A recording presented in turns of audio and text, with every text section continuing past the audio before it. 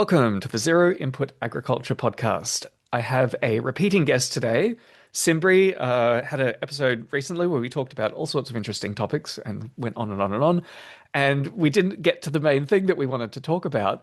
And that is the challenge of people who are living in urban and suburban environments who have a life plan to get out of the crowded areas and into a rural space where they'll have more land, to experiment and do the kind of experimental farming and growing their own food and raising livestock, all the kind of things that a lot of people are dreaming about today. And I suspect this is a topic that is of interest to my listeners. There's probably a lot of you out there who have aspirations to do something somewhat like what I'm doing. So Isaiah, let's kind of kick it off there. Like, what is your current position, and what's your ideal that you're kind of aiming towards? Yeah. Thanks for having me back on, Shane. I really appreciate it. It's always a pleasure. Hmm. So, yeah, I am in an apartment, right? Which that's like, unless I was in like downtown Manhattan, it's hard to think of a less resilient situation, right? Hmm. Um, and I mean, yeah, gosh, I remember thinking in like 2019, right before COVID, I was like, I can't even imagine 2025 not having land yet. Like I figured it all fall into place, and Hmm. here I am. I mean, we're working on it. Hopefully, we're getting close. But like you said, it's definitely something a lot of people, especially with the interest rates and the housing market, which I don't know if that's just a US thing. I assume probably all over the world Yeah, yeah, might be yeah, similar. yeah. Yeah. It's So, a common problem. yeah, we're all kind of in that boat together. I have some alternative ideas um, that I've kind of brainstormed. I can't say I've tried any of them, but that's kind of like some of it we can discuss, like the intentional community thing. That's got pros and cons. I've talked to people who've joined them and all that, Hmm. and how it did and didn't work out. And then other ones I really want to get more of your opinion on, like, Hmm. guerrilla gardening, things like that. So, Yep, yep. We'll yeah, I've got work a our way couple through. ideas. Well, I mean, the first thing to float out there is that all through the West, the financial system has been doing weird things for a few decades now. That we're living through property bubbles to varying degrees by historic metrics, like places, land and places to live have never been more unaffordable. How long that continues, who knows? There could be a crash. That's historically what has typically happened to bubbles at various points. This one might be different in nature, but yeah, I don't know. You could.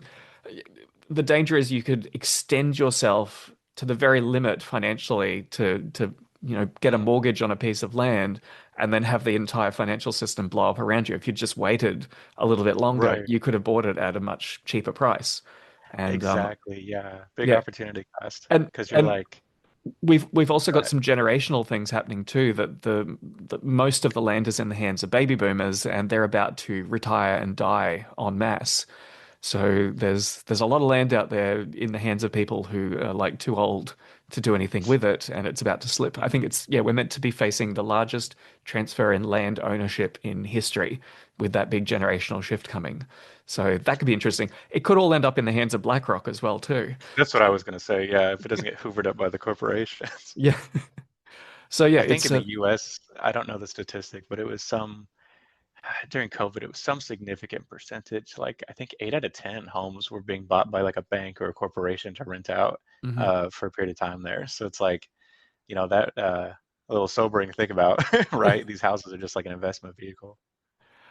So maybe let's focus first. Like, what are the things that you do in an apartment scale that you think are valuable, Mm, that are an investment in your personal kind of skill stack for when you do end up right. with land in the future? Yeah. Well, we hit on a lot of the skills I try to do just in my general life. Specifically when it comes to like plants and plant breeding and like learning like ecological skills, I guess we'll call them. Hmm. I've done some things. I guess I've done more than most, but I definitely feel like I'm way behind on it, right? So like for example, there's this little kind of I guess like a retention pond of sorts, kind of across the way from me. And I've gone out into the woods near where I live and I've tried to like plant certain seeds that I'll have left over. Nothing special, just like, if I have some raspberries or something, right? Hmm. And I've gone and like gathered.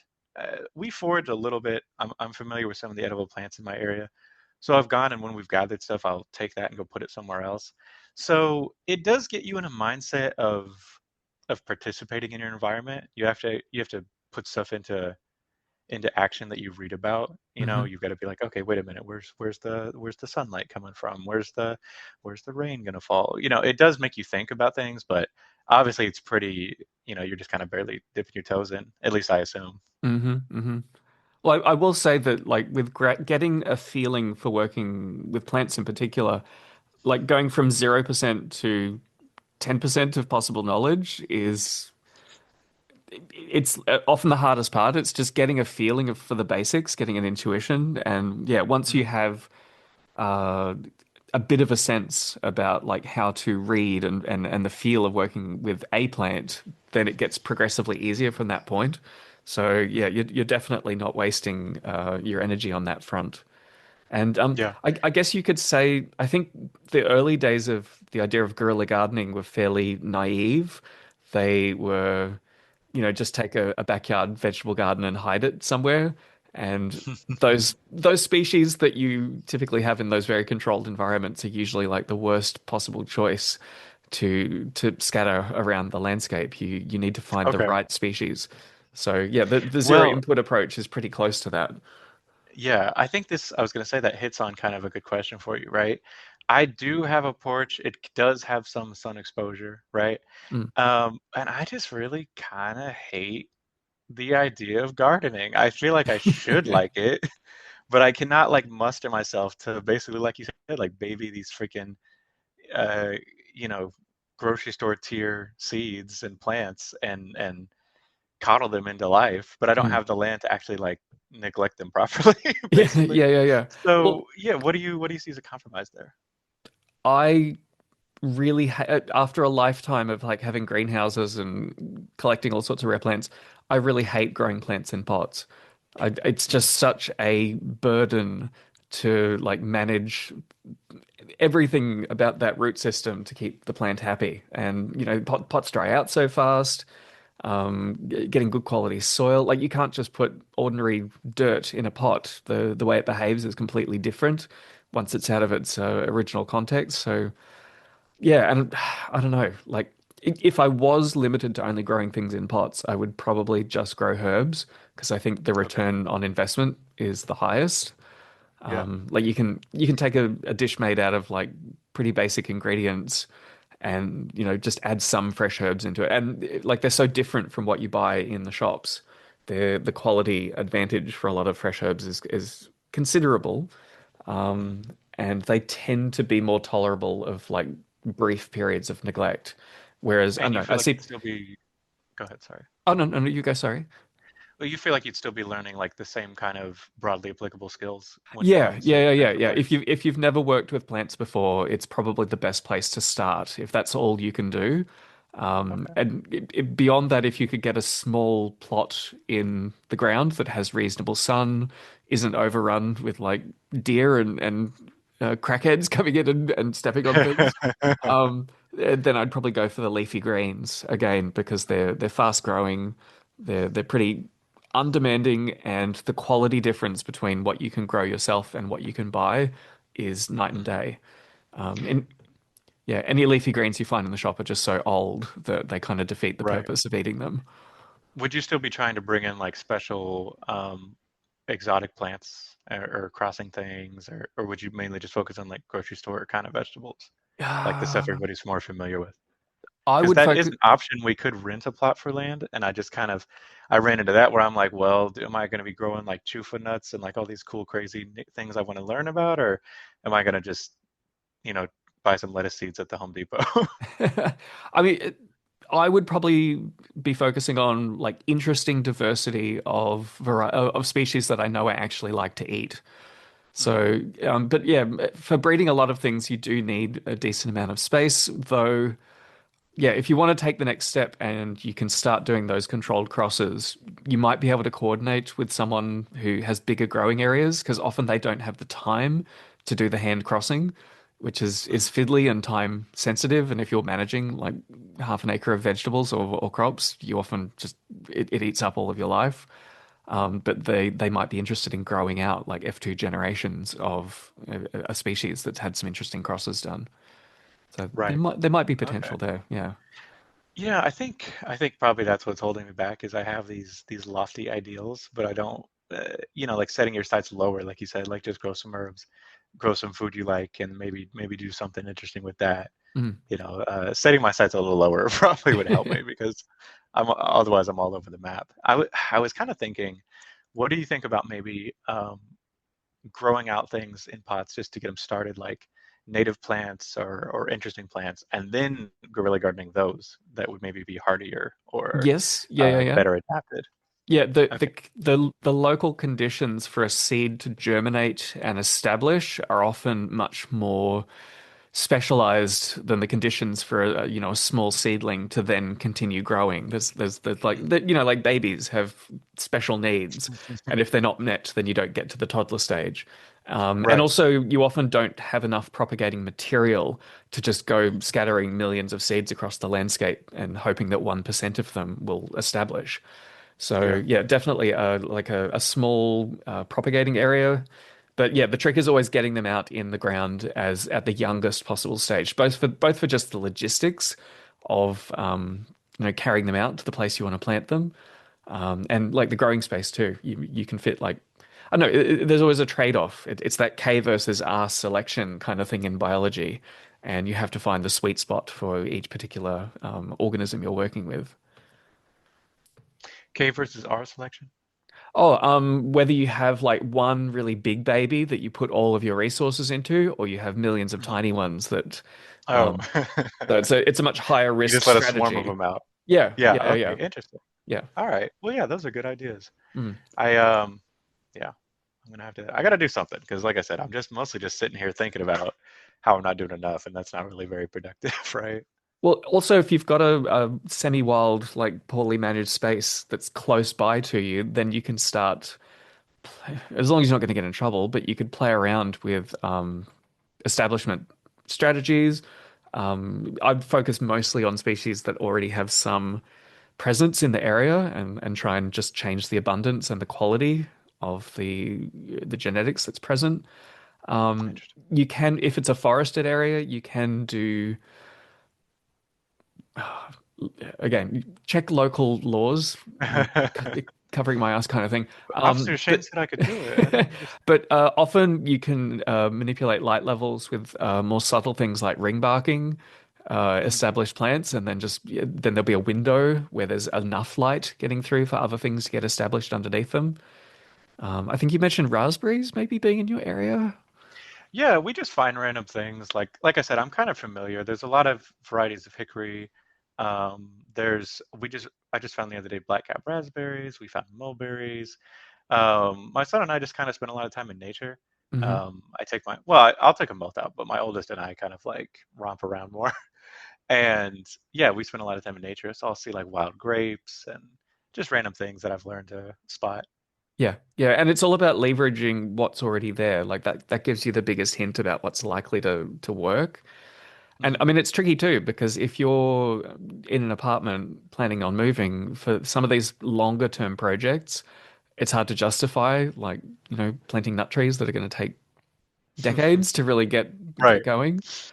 But I mean, something like a raspberry, you just need to get the right kind of light level in the understory, and you can start seeing a difference of getting something back for your efforts much quicker. Yeah. Interesting. Okay. Well, Mm, thank you, Shane. That's helpful. mm, I uh I have some other mo basically, you know, because I talk about this kind of stuff online with people a lot. So I've broadly brainstormed some different strategies for people because you kind of run into different situations, right? And it depends on people's ethics and it depends on people's finances. mm, But generally speaking, the best ideas I've been able to come up with, in theory anyway, are if you're absolutely stuck in the city, like you can't leave, I'm pretty sure probably, like let's say you got family there or something like that, you're not willing to even move outside the city, right? mm. Probably the best option is going to be, like we've been talking about, learning to do guerrilla gardening. Hmm. And if you've got enough prep stored up, maybe you can just kind of expand that if like a crisis happens or something like that, or maybe you could be, you could turn the park into a food forest over time, something like Hmm. that, right? Hmm. That's my idea for like urban people, right? Another thing that I think is really interesting is intentional communities, if you're familiar. Oh yes, yeah, Um, yeah, yeah. I've been investigating them more, but I think you've probably got some interesting perspectives. yeah, we thought about it for a long time. The main reason we didn't, it's not really so much because we didn't have kids. It's, well, I've talked to people who've joined them, right?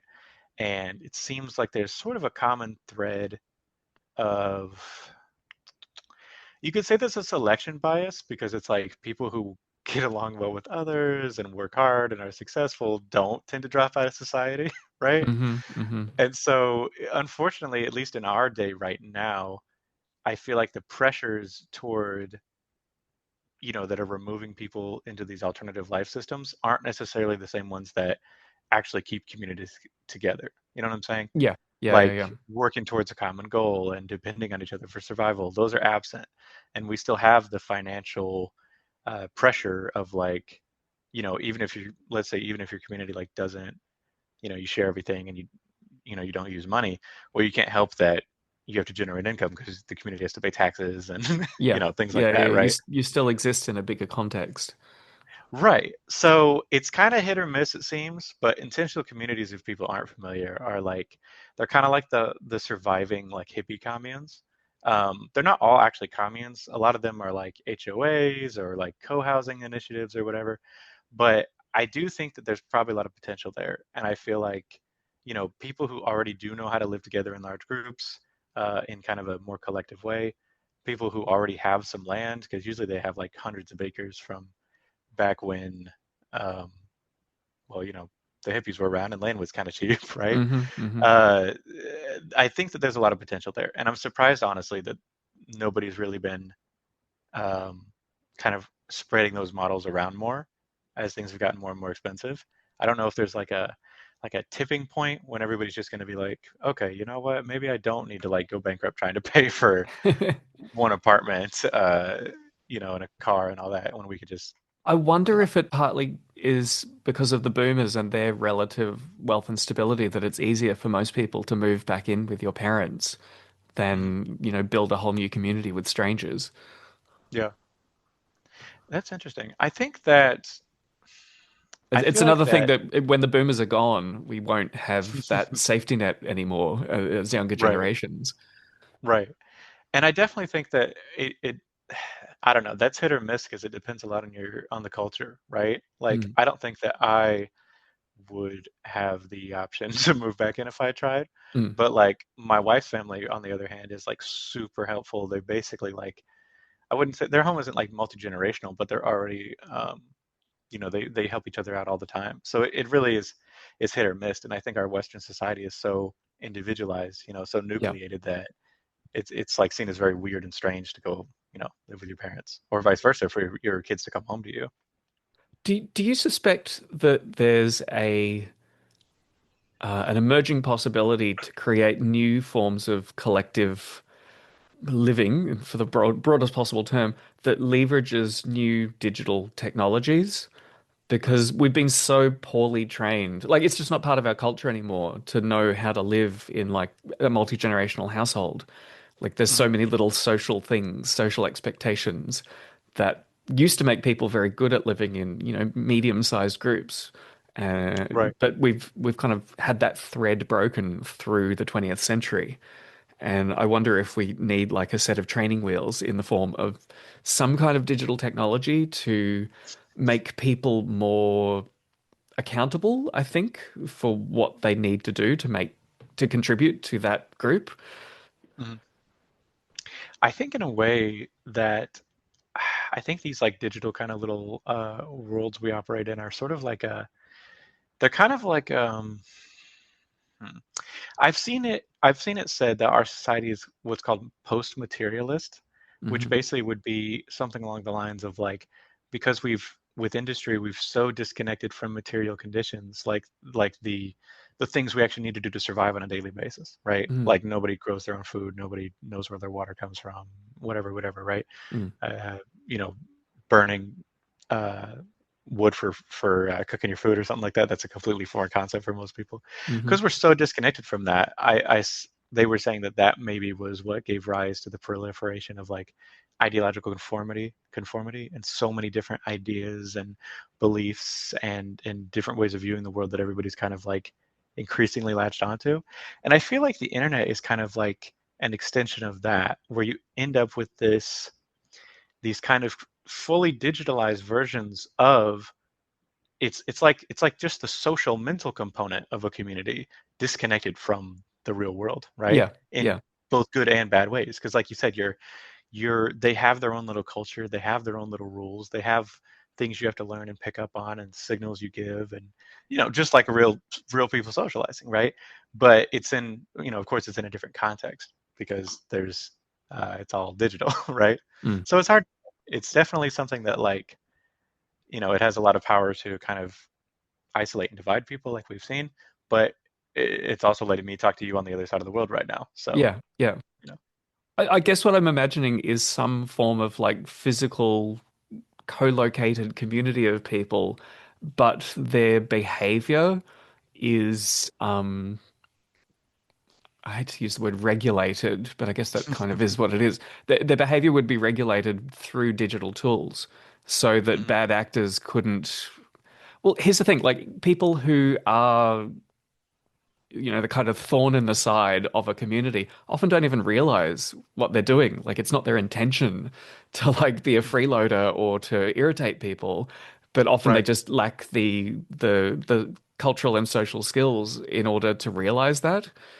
Mm, And yeah, I almost wonder if like yeah, some kind of leverage of this emerging digital technology would make people more transparent to each other in a right. way. And like I'm I've kind of read, yeah, I'm getting hints of this from people doing this manually in person, with mm, just like raw human talent for yeah, interpersonal dynamics. But yeah, that doesn't scale very well. Whereas, like, I don't know, it's just an intuition that I have that like you could go right. and live in an intentional community, and rather than it being somebody's job to yell at you for like not taking the rubbish out or something, there Right. would be some automated system that does it, so that there Yeah. isn't anyone who feels like they have to be the bad guy because we've kind of lost that collective ability. Yeah, but then it's like, who programs the system and like what are the parameters? It's kind of like I feel like you'd be Oh, you wouldn't leave it up to Facebook to make this, that's for sure.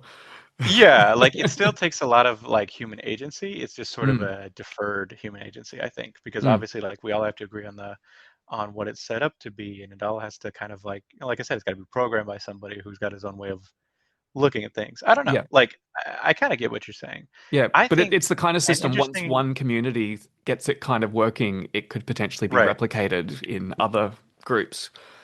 Well, the other question would be like, okay, so now have we like it's almost like we've outsourced our ability to resolve these conflicts with each other, right? Like if you had a community and we just have to use the city planner robot to smooth everything over. Like, what if we can't fix the city planner robot anymore? Or like, Yeah, you yeah, know what yeah. I'm You'd saying? have What if the you'd Wi-Fi have to goes be out? mindful. That's why I use the word training wheels. It'd be the kind of thing you'd use to get Right. it off the ground, and then you'd wean yourself off it gradually. But I mean, it's not that Yeah. different to like the physical police, are a relatively Yeah. modern phenomenon.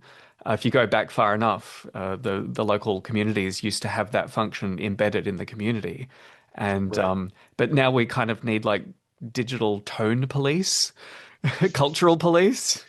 Right. But again, it could be You've more got in me the hands of thinking the about people. like VR, like Pokemon Go. Remember when that was really big? Hmm hmm You've kind of got me thinking about like if there was almost like some sort of here, I think you'll like this actually. You know how you've talked about I remember you made a post. It was about like flash mobs and like the different kinds of crowds and like hmm crowd dynamics.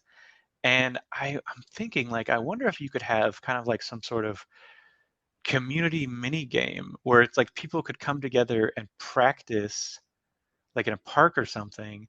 it would just be kind of like the flash mob of a society where it's like we all come together, and maybe this VR or AR, whatever you call it, game, it's like got like a display or something, and it's like it assigns different roles, and we all have to kind of workshop like getting along within that little mini game or that group for the long, for the time it's existing. Let's like an hour, and Mm. that I think that could be a really good example. I don't know if I'm selling you, but I'm selling myself here. This could be a really good way for, like you said, that training wheels, where it's like you have to learn to coalesce with strangers, people you've never met, and it's like it could essentially just randomly assign like, okay, this is the resource that's entirely holographic, and we need to decide how this is going to get shared, or this is the work we have to do that's and like this guy's the overseer, this guy's the whatever, and Do you know like where my mind people went working those immediately with dynamics out. this? Do you know where Go my ahead, mind go went ahead. immediately with this? Imagine an app in your like suburban community where a person can say, I've propagated, 100 really good quality nut tree seedlings. And Mm, then you put that up and it assigns people to come and get the trees and geolocate and put them in the best possible locations across the landscape so that hmm. they're, nicely spread out. They're in promising looking areas. And Yeah, all of the people like don't have to know each other directly to make that happen. yeah, interesting. And you get like, I mean, you could even have like a some sort of reward structure for people or something like that. But Mm. at the same time, I think people aren't rewarded by like real things that actually help people. I think it has to be like some sort of knickknack or some kind of like online trophy. I don't know. They get to spin a Um, digital roulette wheel at the end of it. yeah, yeah, exactly, right. Like you go plant 10 of these hybrid hickories, you get a little badge put on your Facebook profile. Oh, Um, I had another Let me idea I say real wanted quick. to had Oh, another go ahead. idea I wanted to Go float ahead. past you too. Just getting back to land access for practical things. Um, for low input staple crops that require a bit of work to get them started and maybe occasional visits along the way, and then you have to go back to harvest them. That kind of low input staple crop cultivation is the kind of thing that could be done in a more like a dasher, the Russian dasher system, where people would have like Hmm. summer uh, places away from the city where they had room to grow.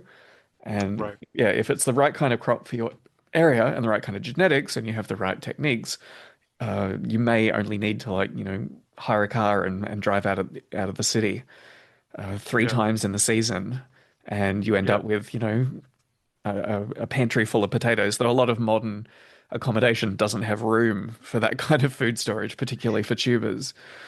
Yeah. Interesting. Yeah. And learning like what places you could use and where would be a good spot would be kind of like a pretty powerful skill, right? I Mm, mean, being able to read the landscape in that way of like, what can I get out of this, and what would be, excuse me, what would be like a useful, um, you know, like I think you talked about this, how peasants didn't see a plot of land in terms of like area. They saw it in terms of like time, like how long it mm-hmm, would take to get a crop out of it or something like mm-hmm, that. It'd be kind of like relearning to be able to read the landscape in that way, right? mm. In practice, that kind of system's probably more likely to work if there's somebody living out in the sticks who has more land than they can physically manage themselves, and there's a lot of people in that boat Yeah, that could yeah, coordinate with people in the city to come out periodically. Because I mean, right. Yeah, you'd have to have none of like a this is a herd. trivial skill. It's not like a pick your own kind of farming fantasy where you just have to fill a bucket with berries and that's your entire commitment done. There's yeah, it takes a bit of a while to get a feeling for it and to build up a relationship. Yeah, it'd be like a grow your own instead of a pick your own. Like Yeah. you'd be, I guess you'd be renting a plot of land or something. Somebody has to Hmm. get on this.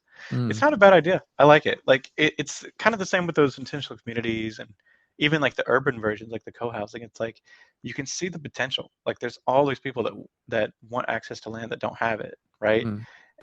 Or But access to housing or at least yeah, housing that doesn't consume like two-thirds of their income. right. It's like there has to be some critical mass, I guess, some cultural mass even, where people are like, okay, I'm not getting a good, uh, like I'm not getting a good return on my investment. I'm not getting a good deal out of this anymore, right? Mm. I don't know when that inertia tipping point is going to be, and I think it kind of does have to be this. I mean, obviously there's like initial dropouts, which like we talked about, they do it for different reasons, right? I mean, Mm. you and I are the kind of weirdos who are who have or want to drop out way ahead of schedule. But like eventually there's a point, I think, when people are like, enough people are doing that social signaling of looking around and being like, okay, other people are doing this too. It's safe. It's normal. It's okay if I go, live in a collective or something like that, right? That's a really good point to segue onto a question you wanted to explore about what is it that makes people like you and me and probably most of Hmm. the listeners here have that kind of receptivity to the idea of civilizational collapse, and then the next step beyond that of doing something about it, of actually Right. changing their life Yeah, and not just, potentially paying a price, at least in the short yeah, term. yeah. Do you have any thoughts on Let like why you are the way you are? Yeah, seriously. Let me ramble about that for sure. But I just wanted to throw out real quick. I thought of a good example for what you said with the tech. There was this app. I can't remember the name. It was popular when I was kind of young, so it wasn't relevant to me. But it was like totally anonymous. It was kind of like Reddit, like where you post messages and stuff like that. But it Hmm. was localized was the key. So you joined Yeah. up. It was popular with colleges. Do you remember what I'm talking about?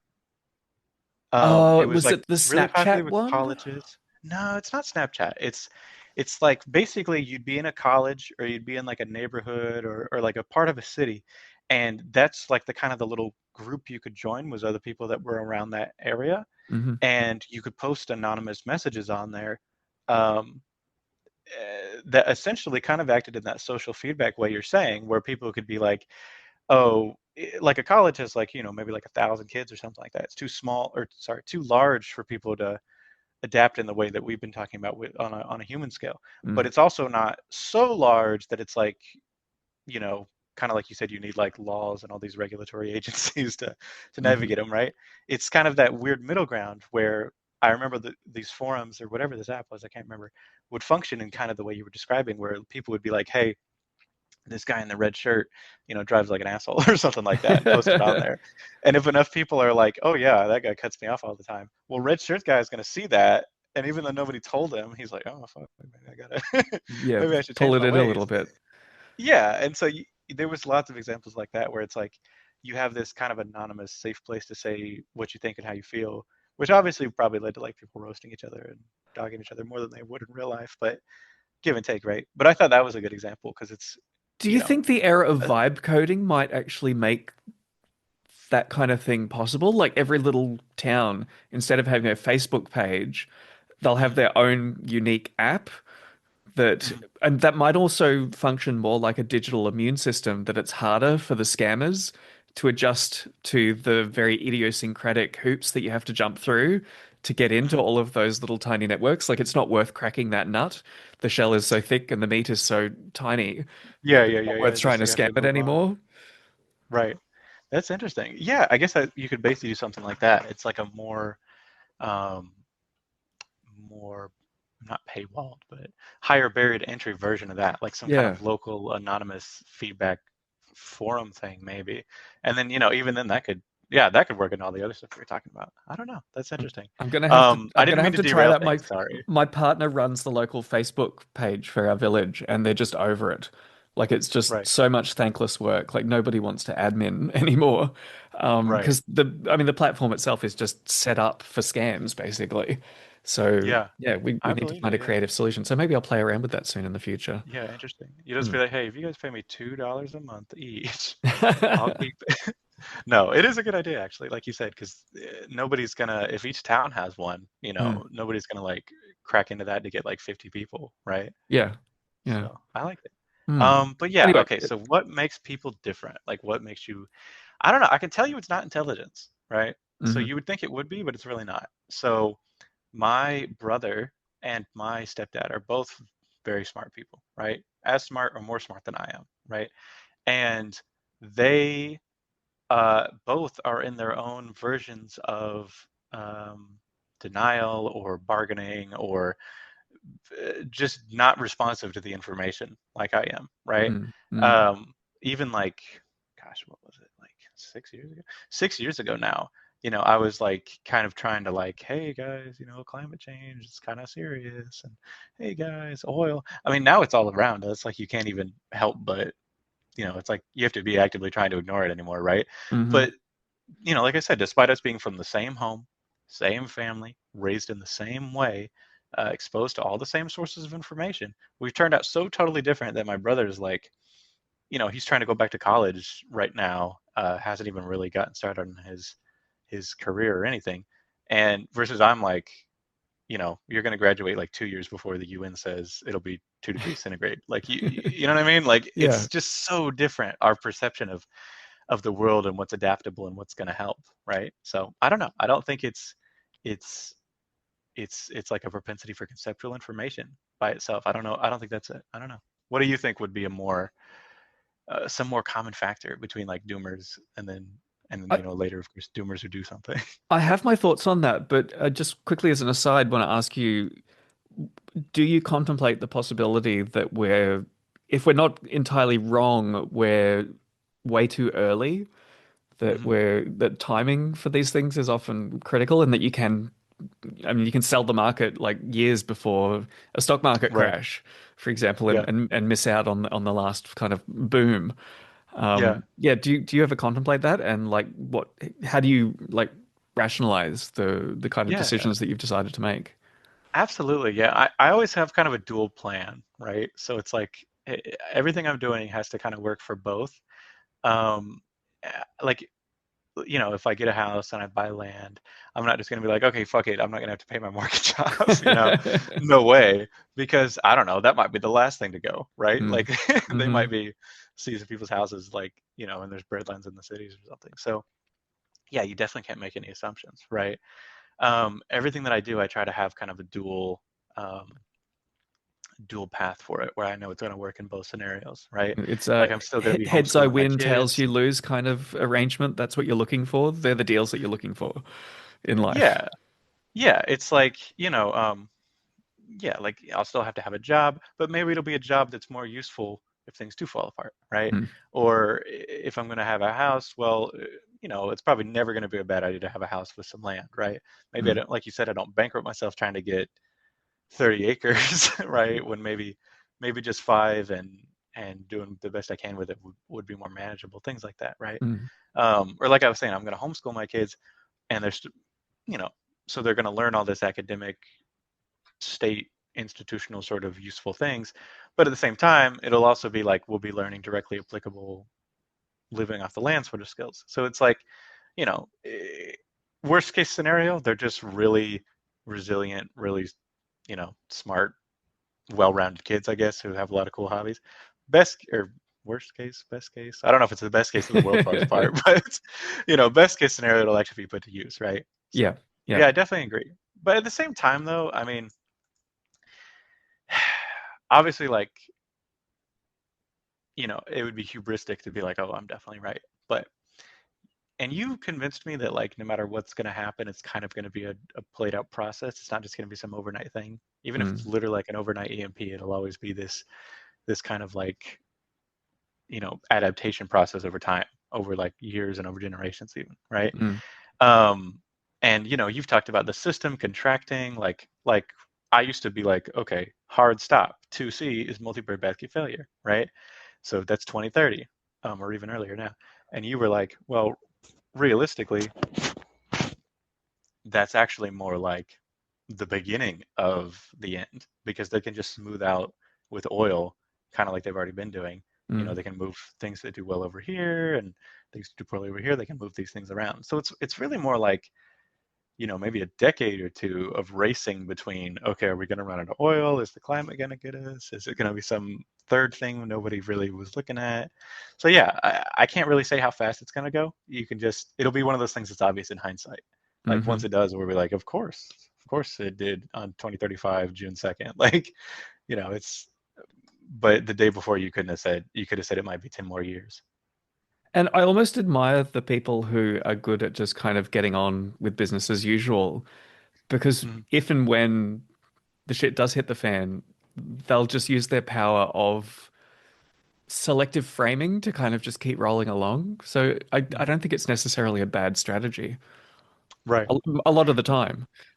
Yeah. Yeah. It really just depends. Like it's very, like for example, I want to say the Romans who did not leave the city of Rome didn't leave any descendants behind, right? Mm, mm, Like the ones who held on to the bitter end, they didn't have a genetic record. So, but on the other hand, like you said, if you were like the average like farmer Roman in like a somewhat resilient position, the barbarians roll in and now you just give grain to somebody else. It's like your life Yeah. doesn't change too much. So it really depends on like you've got to poise yourself in a adaptable, resilient situation, whatever that looks like. But at the same time, like you said, you can't be banking on one outcome over another Mm. because it could very easily, like you said, it happens so slowly that the average person's just like, oh, okay, I guess I'm a peasant now, you know, beats the office, like, 'cause I'm paying things to the feudal lord of the area. Had- it's going to be really interesting watching how culture kind of adapts. Because, like, I don't know, we've had this kind of fast forward transformation with everything becoming digitized and online. And that's one thing I'm still getting my head around is like how culture would adapt to losing those channels of interaction if Hmm. like one nuke on Taiwan and there goes the internet pretty much. Right. Yeah, exactly. Yeah, we've that it's definitely like kind of a clean slate scenario for humans, right? Mm, You can identify trends and you can identify propensities. Like you can look at elements that might take off and become like the dominant narratives and the dominant um like cultural packages of the future. But it's really impossible to say because it's basically all getting put in like put in a cup and getting shaken up and spilled back out again, right? yeah, yeah. Like there's just so many. Yeah, it's the way that humans, on the one hand, it's like in the sense of being adaptable, flexible, resilient species, right? Who are able to kind of like change from the ice age to the interstadials to farming to living in big cities and now to living in the digital age. We've all kind of managed, at least in the sense of like, we don't literally like go insane or something like that, and like some animal in captivity pulling our hair out. Oh, a couple We've of we've people, a managed to. couple of us do. Yeah. There's bridge jumping and drinking yourself Oh to yeah. death, but No, we get left behind a lot. Like it's definitely very unhealthy, but my point is just like the sheer level of change from the mm, ancestral conditions for humans compared to now that we've managed to kind of not really but mostly adapt to, you know, mm, kind of shows you that like if we just wipe the slate clean, like there's no kinship networks, there's no tribal structures like there used to be, but also the state and all these ideologies and stuff kind of aren't really there anymore either. And we just start from square one. Like it could be literally something nobody's ever seen before, nobody's ever thought of, which I mm. guess isn't incredibly interesting to talk about to say I don't know, it'll be something weird, but yeah, it really boggles the mind the level of like potential there is.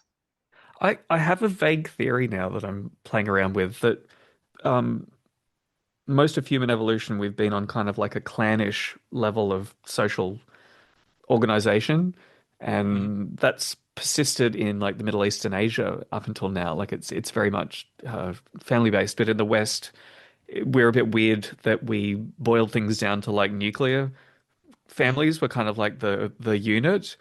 And the trade-off for that, oh, excuse me, the trade-off for that was that we had to build high trust institutions that those more individualized people could interact with, and it gave the West a completely different dynamic to other parts of the world. And I almost wonder if that could be pushed further. Like we already kind of have been pushed further, that we've been boiled down to pretty much individuals today. Like we're being pushed to that point. And Mm-hmm. rather than retreating back to a clannish level of organization, maybe we could just make individualization work better in a completely Mm-hmm. different way, maybe in a way that survives the end of the industrial era. Mm-hmm. I think so. I'm of two minds about it, right? The first part of me wants to say that you kind of have to consider the extreme level of like energy and money and psychological training that goes into maintaining this level of dissociation we have from each other, right? Hmm, Like if hmm. we think that the human animal kind of naturally wants to clump together and form little groups and societies and tribes, Yeah. then it's like, we have this like It's like A there's like a machine. robot There's a hand like global pulling there's us a global apart. machine keeping us apart. Right, yeah. So part of me wants to be like, well, I think it's more like we're really good at this kind of organizing, especially like we talked about in the face of like a hostile climate and just a situation that requires more decentralized networks. But the other hand of that would be, at least in the West, a lot of the way that we have of making meaning and a lot of the way we have of understanding the world. Um, this is, I was thinking about this earlier, non-duality and kind of that universal sort of like we're all one and like people take psychedelics and they have like an ego death experience. I think that that's kind of like the most widespread, even if I don't necessarily agree with all of it or see it the same way they do. I think it's a bit westernized, but that's kind of the most widespread alternative meaning making paradigm that I think we have. And so Mm. that would kind of point to what you're talking about. If if we kind of ended up like it basically would be like, I don't know, it would definitely look weird from the outside, but from the inside, if it's just people who like take a lot of psychedelics, maybe all the time, or maybe just like one time to kind of like shed your Western self and become this communal organism or something like that. Like just kind of really being broken down to this kind of sort of, the individualization of us in the West is paralleled by the sense of being a part of a bigger and bigger community, right? Mm. Mm. So if you want to keep that trend going, then it would just be this literal sort of um, semi non-dualistic like perception of literally all being part of the same organism in the same community, right? And I Like really if love that you took it in this direction because what I'm actually envisioning is kind of like, do you know the life cycle of slime mold? mhm, So I for don't, but go oh, ahead. you don't? Okay. So slime mold is this really interesting organism. Most of the time, it is individual amoeba-like cells that like slide around over the forest floor looking for bacteria to eat. When conditions get difficult, when it gets dry or the food runs out, they all release a signal that causes them to clump together and they form this flowing kind of network of like yellow slime. And if things get really bad, then they collectively build spore forming towers up in the air and spread their spores and with the hope of finding like another location where they Wow. can go back to being amoebas and just feasting all day. And Yeah, that's really I interesting. think human societies have a similar dynamic that if all of our needs are met, then we're more happy being individuals. And I think that's kind of what is happening in the modern age, where our physical needs are so amply met for many of us that it is Mhm. easy just to stay at home and, watch Netflix and get DoorDash and you don't have to interact and coordinate with other people to deal with limitations, except for the psychological need to feel those connections with other people because they've been so Right. historically useful for so long. But yeah, as conditions get more and more complicated and challenging, that's when you need to form these larger and larger structures. Like an individual termite is basically helpless, but you put a Mhm. million of them together and they build an inassailable fortress. Right. It's funny because I was when you were explaining your analogy, I was viewing it the opposite way, right? So I think humans kind of have gotten stuck in almost like the tower mode in a way, Hmm. where because of the scarcity and kind of like, well, we talked a lot about trauma and stuff in the last one and cultural sort of how that gets passed down. Because of the conditions of Western society, I think that we've gotten stuck in that like clumped together survival mode in a way, and we've lacked the ability to kind of like move up and down that gear shift and it's respond to different conditions, right? Yeah, I yeah, was thinking where I would take that would be like the ability for us to fluidly come together in large groups and then disperse as needed exactly. Yeah, over the it's the course of a dynamic. year. It's the Yeah, responsiveness to the needs and conditions and being able to signal that truthfully so that you don't end up with, freeloaders and people taking advantage of the situation. yeah, interesting. Mm. Yeah, exactly. Like I think that you know the if I wanted to use a simplistic analogy, I don't know if this is great, but just as an analogy, right? You could view our more ancestral environment as kind of like a man versus nature sort of thing, Hmm. um, which is not how they would frame it, but just in the sense of like the environment was very harsh, and therefore people kind of like had to get along better and stick together Mm. between and inside of groups. And now in the Holocene, it's been a lot more of like a man versus man kind of thing, where the Hmm. environment, in the sense of the climate, is stable, and so we can farm and generate all this surplus, and then we all kind of are fighting each other over it, right? So going back to a more let's all get along because the environment's trying to kill us all the time thing seems to me where, like you said, being able to break into these kind of smaller units, but then we also come back together to swap resources and share things. And yeah, just having that fluidity is what we've kind of lost the most of. Mm. It's, is what I'm thinking. Like a little, tiny groups, little villages or whatever, are really, really, really good at learning their environment and everything around them and everything that's going on. But they're probably not amazing at coordinating like large scale trade for like seeds and different species, or like large group projects of like, hey, we're gonna build these earthworks in the valley or something like that to stop like flooding. I don't know, right? Mm. So yeah, being able to move between those, I think, would be kind of neat. That's what I'm hopeful for. But yeah, I mean, trust in our modern society is mostly mediated through money and through, monopoly on violence kind of enforcement of laws. Hmm. And I think that's worked so well that we've abandoned other mechanisms for generating trust between people. Right. Yeah, yeah, exactly.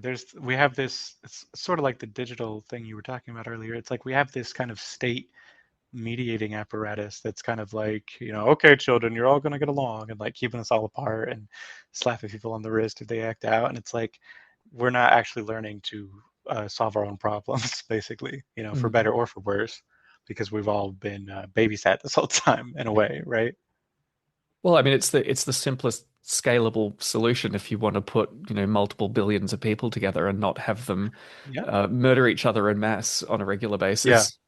yeah, yeah. No, you're not wrong. Yeah, I guess something that comes to mind for me, and this could be a good transition to the other thing we were going to talk about, Mm. is there's we talked in the last episode, humans are storytelling creatures. We understand the world through myths and through we make sense of the world like narratively, right? Mm. And in the West, it's not that we've become above this, it's that we've kind of become really bad at this and forgotten that we're doing it. And Yeah. so Yeah. we get really stuck in like these rigid and flexible, just kind of like just really just one way of seeing the world, and they all compete with each other, right?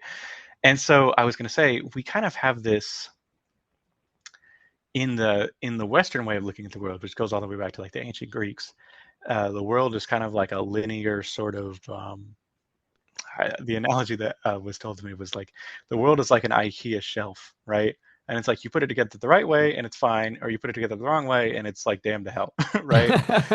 And um, a more fluid kind of thing, like more hunter-gatherer or ancestral or indigenous way to look at it, is kind of a lot more cyclical, right?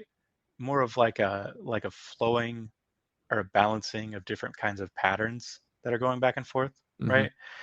And it's a lot more of like a constant dynamic feedback loop versus like this plays out in a arc one way. Does that make sense? Yeah. And so the point being, I think there's a tendency to look at our own society as if it was kind of like a progression. But if you view it in that relational feedback way, it's more of like we touched on with this industrial machine. It's more of an obfuscation. It's more of a distancing, right? And so if we view it as a distancing, then we're like, oh, we can come back together, right? We can do the old things, but do them in a new way, right? Mm. If we view it as a progression, then it's kind of like, oh man, what was it all for? It's all falling apart. Like we need to hold on to this or that, or there need to be some purpose to it. And so I think just that framing alone can kind of help a lot because, you know, you get what I'm saying? Like there's really two options. It's like, Jesus comes back and everything's going to be fine in a metaphorical sense for like, we kind of fucked the world, but maybe there was some point to it all. Hmm. Or we if we view it as more of a rebalancing kind of thing, then it's like, okay, this was a bit unhealthy. Let's try to fix this, right? And it's like we're never going to go back to hunting and gathering again. The world's totally changed, but that doesn't mean we can't be relating to the world in that sort of feedback loop kind of pattern based way. I Yeah. don't know. Am I rambling here? You got to stop me if I No, just no, no. go on. It reminds me of this is my evolving view on the industrial era, that a lot of people like look back to the pre-industrial past with rose-colored glasses, and it's like, oh, why couldn't we have just stayed like that forever? It Mm, was sustainable. And it's like, if you look closely, it probably wasn't. mhm. But I view the kind of, I don't know, I see industrialization as an excursion that has, in many ways, we've lost a lot of things that were working beforehand, and that's going to be a bit of a pain, but it's an Mhm. opportunity to come up with completely new solutions to old Right. problems. Whereas, like, I don't know, if you were born in a medieval village previously, and the farming had always been done a certain way and the religion was always done a certain way, Mm, there were enormous barriers. There's enormous inertia to changing anything, because you would be, mm. the population, for example, would be pushed up right to the very limit of what that land could support, because there's no mechanisms to make it anything other in most societies through most of history. So you don't have any breathing room to experiment with anything. You're kind of Yeah. tied into this one good enough solution, and that's pretty much how evolution in ecological systems works as well.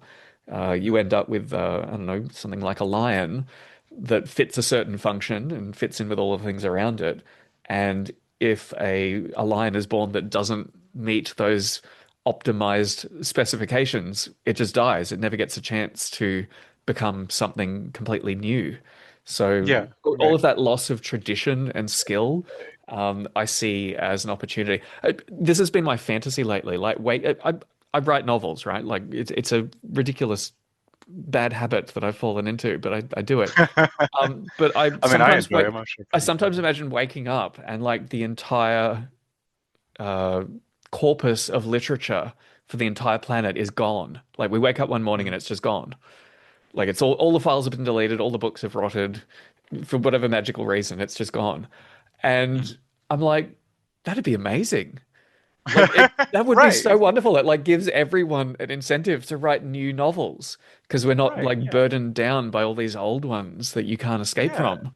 We're not just perpetuating the same old meanings. We're kind of like, hey, let's come up with our new, like, what do we think is the point of being around? What do we Yeah. think is like how you're supposed to live in the world? Like, we don't just have to kind of repeat what we've or recycle what we've been getting told this like 1,000 years, right? Yeah, yeah, yeah. And it's like when a fire burns down a landscape. It's like horrible at the time, but then afterwards you're like, oh, all of these Yeah. things get a chance to grow that never had a chance before. I think maybe what our conversation has been dancing around but has not touched on is the fact that, you and I can speculate, and we haven't done it too much because we don't really know.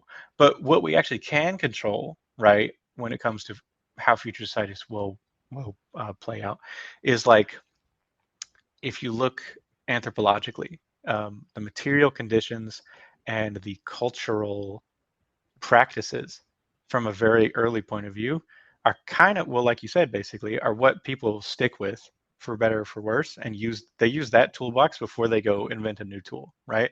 Hmm. And so we can, I think anyway, bias things towards one outcome over another. And this is something that's very interesting to me, just by having different starting conditions versus Yeah, a society that's like over the valley, right? yeah. So like I'll give you an example. There's different levels of study hunt-gatherers around the world, right? Um, Most of the time they have like ritualized warfare, like we've talked about, or we talked about in the last episode. But there's different levels of like patriarchy, for lack of a better word, Hmm. like how well women are treated by the men, because they kind of always run it, but it's there's more egalitarian and less egalitarian ones, right? So just one example would be the ones that are more male dominated. They tend to have like warrior cults where like only the men know how to make weapons. Hmm. Maybe I touched on this last time. I'm not sure if I did or not, Hmm. right? Only the men know how to make weapons, and it's like a secret that's kept between them, right? So the other side of that would be um, jujitsu, if you're familiar, right? Hmm. Hmm. Brazilian jiu-jitsu, like how you can just roll around with somebody and like break all their limbs and twist them up in a pretzel. Mm. That's like highly specific knowledge in the sense of how you do it, but it's not terribly hard to learn. You can pick up most of the techniques in like, you do it for like 6 months, you could be way better than the average person. So that's just one example where, in my mind, it's like, okay, if you had a society where like women just all knew jujitsu and how to do it, and it was just like something that they did on their own. It was like a secret, their own secret society. They could pretty much never be.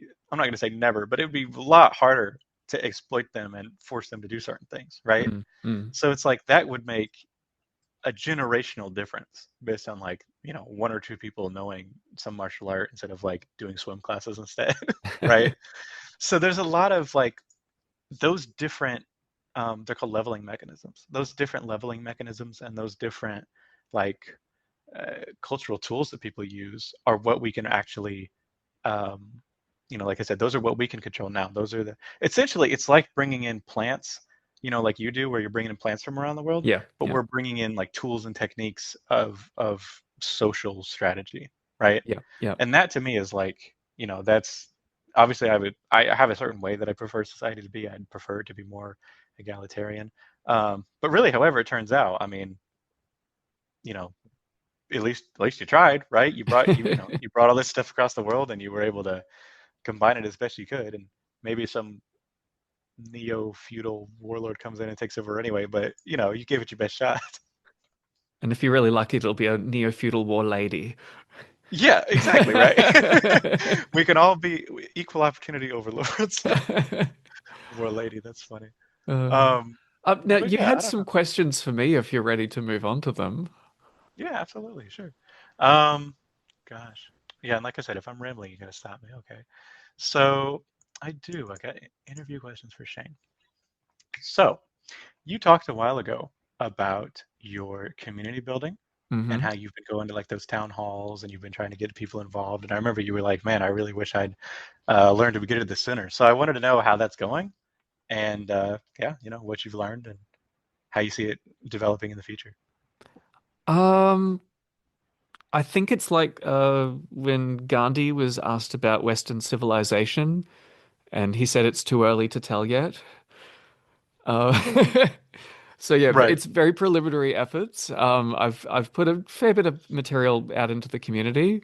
I've got a few people contacting me back, and it's probably about the amount that I expected. I think it's one of those things. It's one of those projects where it's going to take a lot of persistence.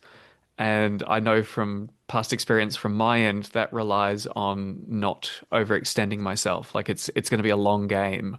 And if I push too hard and fast, I'm going to burn out and not get Mhm. anywhere. So it's I don't know. It's like pushing a really, really heavy cart. Like you can lean against it and press against it for a while and feel like it's not getting anywhere, but then it kind of suddenly Yeah. gets over some little tiny bump in the ground and starts to roll. So the most interesting thing on the horizon, the last big talk that I did at a permaculture group, there were three councillors from the local council who came just out of their own interest because they'd been hearing things about me.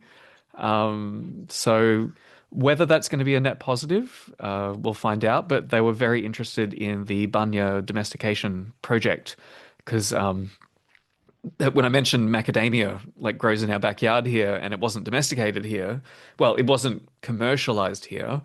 They were like, "Oh yeah, that makes perfect sense." And it's like, "Well, here's your second chance. We've got this amazing tree growing all around us that's Mhm. steadily being lost, and it could be transformed into something that's 10 times more useful than macadamia nuts."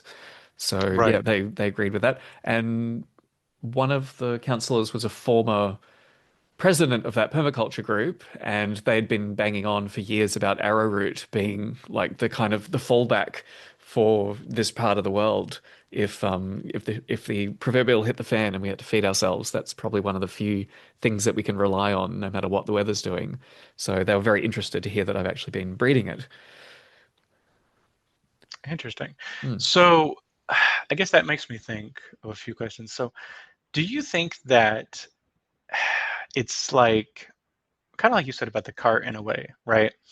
Do you think that it almost might be that there's like a brake on the cart, a brake in the literal sense of like a handbrake, and right now you could just push, push, push, push, push, and not get anywhere compared to just pushing a little bit, Yeah, versus later things might shift and everybody's like, hey, holy shit, things are not looking great. I wonder if there's some expert around to help us. Or do yeah, you think it's the yeah. other way around and you want to lay the groundwork now and ideally everybody's kind of ready for that shift before it happens? It's a little bit of both. I think, like for most people, I wouldn't recommend most people like dig up their backyard and plant arrowroot all through it because the need just isn't there yet. But Mhm. by the time the need does arrive, if it comes in a sudden way, then it's going to be too late because it like takes time to like build up not just the plants but your skill. I still don't even know exactly how best to consume it, and I've been growing it for a decade now. Mhm. So it's a very slow process. So yeah, at this stage, I think I'm just getting people aware that the people that need to know and that are interested, getting them aware. But yeah, the demographics and the economics in this part of the world, it's mostly old people who can like barely swing a shovel. Um, Most people are overfed in terms of calories, so there's little incentive to actually do this. So yeah, it's laying the groundwork for in preparation of when it's actually needed. And I'm when I do my talks, I'm very clear about that's where I'm coming from. That we're doing this circus act without a net. Let's keep doing the circus act, but let's actually put a net down. So Right. if we ever need it, then it's already there. Has there been a big like response to these talks? Do you get a lot of people coming out and maybe people, Oh yeah, yeah. uh, I guess People, in a sense of you becoming almost a community figure? yeah. I think I'm starting to get a little bit of a reputation, and people, at least at this point in history, love coming out and hearing about it and hearing the story, and they're very supportive. But yeah, Right. I'm very realistic about what people can do in their actual practical everyday life on this Right. front. It's No, yeah, I that's really could awesome. I could be 100 years too early. Who knows? There could be Maybe, some yeah. other way of sucking oil out of the earth that is about to burst onto the scene, and it'll delay everything by Yeah, generation. yeah, maybe, yeah, they'll finally crack fusion tomorrow. Possibly, possibly. We'll all look like dummies. So I think that that's definitely a skill that has been lost to us is I've observed this, like, especially working in a corporate environment, but I suppose also in the military. The only leaders we have are people who are kind of like just installed in that position, right? Yeah. It's just like, this guy's in charge because, well, he fit into the gap in the machine. Hmm. That's the shape of his cog now. And I feel like the ability to actually like, I mean, it's like they kind of learn it because they have to take all these classes. I'm talking about like corporate leadership here. But they also kind of don't. And we kind of go along with it because we're all used to having a leader, but we also kind of hate them. And it's like the skill of real leadership, like actually being able to be like you said, an influential figure in your community. I feel like that's seems to me like it's totally lost, right? Unless you're in like a gang or something, there's no actual organic, like from the ground up, like I can rally in a group of people either in a short term like emergency or in a long term like people look to me to have wise answers, right?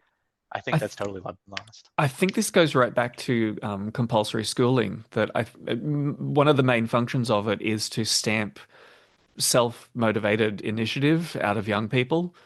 It's a form of like learned helplessness that you just sit there and wait for someone to give you an art project or a book report to do, rather Mhm. than like going and finding a book that you want to read. Like by the time Right. you're old enough to go to the library, you probably have learned to hate the idea of of reading a book so much because you've been forced to do it in this really unnatural Yeah. way. And I think that's by Yeah. design. I don't think it's accidental. I think school is designed to make people hate learning and to make people incapable of these kind of self spark decisions. Yeah, no, that's true. I think like we touched on that a bit with the parenting. It's like our whole society, it's like don't be innovative, don't be creative, don't be like an independent thinker. Um, it kind of just fit into our little office cubicle we Yeah, have for you yeah. and be content Well, with that, right? in a world where most people ended up with those kind of cog in the machine jobs, they probably were doing it in their best interest because of the psychological distress. If you're like a really self-motivated person who's put into one of those Right, roles, it's mental torture. But yeah, right. I'm kind of hopeful that the next generation, with so many homeschooling kids coming through, is going to have a really Mhm. different dynamic to it. Do you feel like I guess broadly speaking, what do you kind of have your sights set on for your community building project? And then specifically, do you think maybe that it's going to be mostly targeted towards the next generation like that? Yeah. The only thing I think that really makes sense to do on a community, like a structured community way at the moment, is getting diverse bunya nuts just propagated and planted everywhere. That's my one goal. Because Okay. anything that's a faster growing plant, you can roll those solutions out more rapidly as they're needed. But with Mhm. a big slow growing tree like that, it's a multi-generational investment, and we may as well Yeah. start doing it now. I remember you had talked about like a children's book idea or something, like inspiring kids to take up plant breeding. Is that something you're still interested in? It's still on the cards. Every time I do one of these talks, I put out feelers saying anyone in like the homeschooling or the alt schooling or any education community, if you're interested in exploring the idea of doing like small crop breeding projects as a class project, I would love Hmm. to support you in doing that. Hmm. And it's tricky because it's the kind of thing that isn't necessarily just going to be a roaring success the first time you try and do it. Yeah. And I think a lot of teachers or parents are so stressed these days that anyway, I'm waiting for the right kind of autistic, weird, plant nerdy kids to find their way to me so I can mentor them. But Yeah. yeah, that's Yeah, that's and then interesting. write a book about it so that we can try scaling it. But yeah, Right. that's still kind of I mean, that is on the to-do fascinating though, list. right? Yeah, like you said, like being able to um, directly like access the generation that's going to be growing up and all this stuff and being able to like equip them with all these tools and skills and stuff. That's kind of a rarity, really. I don't People don't really pass on that expertise in a master to student sort of way anymore, Yeah, or yeah, yeah, master to yeah. apprentice way. And you don't Interesting. need a lot of really ambitious experimental plant breeders in your community. You wouldn't want everyone doing it; it'd be chaos. Yeah. So yeah, it's a specialized kind of shamanic kind of role that Right. Yeah. Yeah. I think I was always destined to end up doing something like this just based on my own temperament. Um, but if I can find other people who are maybe not so strongly, weirdly inclined, I might be able to help get them off to a better start in life. I mean, if I'd started doing this in my teens rather than, wasting decades growing weird cacti and carnivorous plants, then I'd be so much further along. Yeah. Yeah. Mm. Well, you could always invent a time machine and solve solve a lot more of your problems, right? But yeah, All right. So you're setting up the conditions of the future. Like it's this big, complex, unpredictable thing. And yeah, I'm just trying to mhm, put as many potentially useful ingredients into the mix, and that includes individuals, people in the next generation. So yeah, I'm still right. still working on that. Yeah, no, exactly, exactly. That's Mm. it's yeah, like we were talking about. We have this, we have this stew and we're throwing all these ingredients in there, stirring them around, but we don't actually, you know, it's going to be cooking for a lot longer than we're alive, Yeah, basically. We don't know how that dish is going to turn out. So exactly, hopefully it's exactly. good. They're going to blame us if it's missing something. You mentioned a while ago, I remember you made a post when it was like raining all the time and it sounded hellish, gosh. But you were like, you told your partner you guys were just going to pack up and move to some part of Australia, some mountain, I guess, that's like very temperate or something like that. Yeah, You know what I'm high talking about? altitude tropics. We've got one little patch of a 1,000 meter plateau right up at the northern end of Australia, which is Yeah, remarkably even temperature and rainfall and good volcanic soil. Though a lot of people who live there say that the winters are dreadful, like they're just cold and wet for months on yeah, end. But I mean, I've got yeah. It Danish sounds blood, like so I'd probably be fine with that. sounds like Western Washington. What is your ideal location then, if you could have lived anywhere in Australia or just in the world? Oh, okay. So I've thought a lot about this, and I still might end up pulling up my roots and going some crazy other place. So yeah, high altitude tropics, I think, have a lot going for them. Because yeah, they're usually like year-round amazing growing season, good soil. Um, I mean, there's pockets of them in like Ethiopia and parts of Southeast Asia, parts of South America, kind of line up with that. I guess the foothills of the Himalayas as well. So yeah, they tend to be really stable. agricultural communities, usually quite poor. They're never places where you get a lot of wealth, but for that reason, Mhm. you don't get major wars. I mean, look at Ukraine. That's a perfect example of a place that's got like enormous rolling flat areas of great soil, and it's like there's one conquering army after another marching one way or another. Right. So Yeah, it's yeah, they're you have too. to be prepared to live with that. Yeah, they're a So yeah, victim of their own success, right?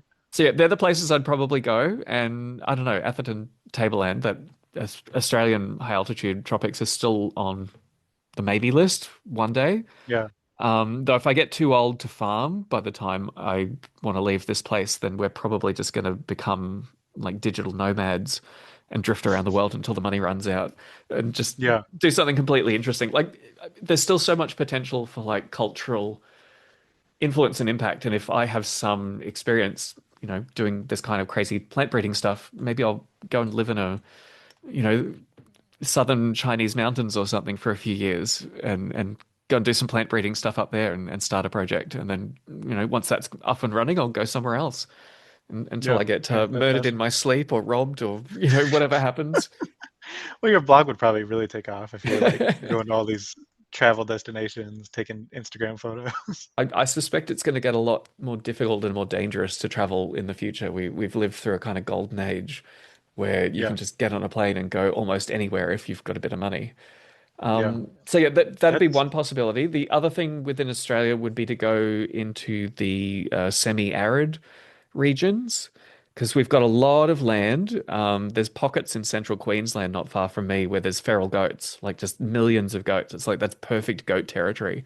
So if I wanted to lean into like the pastoral kind of aspect of things and like mhm, lightly treed savannas, mhm. that'd be one place I could possibly go. I worry about those parts of Australia because there's basically no surface water.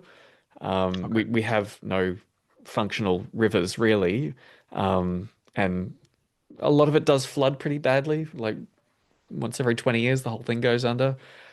Yeah, So yeah, if you don't have like bore water technology, then I don't know how viable those places are going to be in the long run. At least for settled occupation, people turning back into like nomadic herders, might be the pattern that reemerges there in the future. interesting. How do you think that, obviously, you focus more on plants, although you do have animals. Mm. What do you think the future of animal agriculture looks like when it comes to this post-industrial context? I mean, we can talk, obviously there's better techniques we could be using, like mob grazing and things hmm like that. But hmm like, just when it comes to all the dynamics of, well, you know what? I'll let you answer, then I'll follow up. Go ahead. Well, I mean, the dominant livestock we have now in terms of chickens and pigs, which are being fed industrial surplus and just like burning off the carbohydrates to leave some fat and protein behind, that whole thing's going to go away. Hmm. Cattle are a really useful animal with a whole lot of potential diversity that's been lost, and even like wide crosses that could be reintroduced. So that could lead to some really interesting directions. I mean, like there's buffalo cattle hybrids in the US that are starting to like get attention. Um, so yeah, that's kind of interesting. Smaller, more manageable livestock like sheep and goats and geese, I think are going to become more important as people have to rely on animals at smaller scales. Um, oh, and I have one kind of vision that I'll probably sketch out in a story one day. At the moment, well, if you look historically in the fertile areas, you tended to get plant agriculture based civilizations where, the people kind of got a bit nutritionally stunted and prone to epidemics and culturally kind of weak and then in the less fertile areas you'd get the nomadic pastoralists with their animals who tended to be bigger and robust and more warlike, and Hmm. there'd be like a trading dynamic between the two that the farming people who like barely saw a pig trotter a year in their diet would get Yeah, specialized animal products from the herders, and the herders would get like, a yearly supply of a few bags of rice to like even out their diet. Because nobody, with the exception maybe of the Maasai, I think, have gone further down the route of becoming dedicated meat Yeah, and purely fat animal eaters. based, right? Yeah, so Yeah. I mean, there might be some potential there for becoming more separated, but I would love to see um, those agricultural societies benefiting from periodic impact from large animal populations. So imagine your little village once or twice a year, like a huge flock of cattle and goats and stuff all turn up, and the parts of the landscape that you don't use for growing crops are protected enough from that impact, but it can have a positive, rapid, like mob grazing impact, and then you get all of your animal products in that one hit, and then they move on. So wouldn't Yeah. that be amazing? Like that could even be linked into a system of governance that is effectively your parliament and your judges and your doctors for things that are more difficult to treat. Yeah, Um, these like outside traveling groups of people that go between the larger, I guess, kind of like a city, like these more settled farming communities. yeah, yeah. It could be a really cool dynamic. And I That is particularly pretty think it could be useful for managing.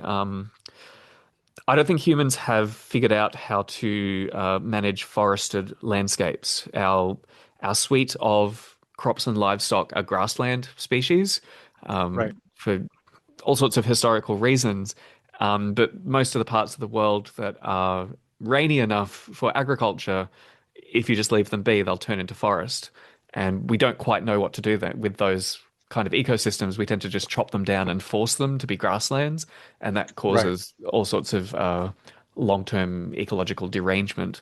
So yeah, I suspect that having the right combination of animals and the right intensity, you could actually start making those forested areas more integrated into human cultures.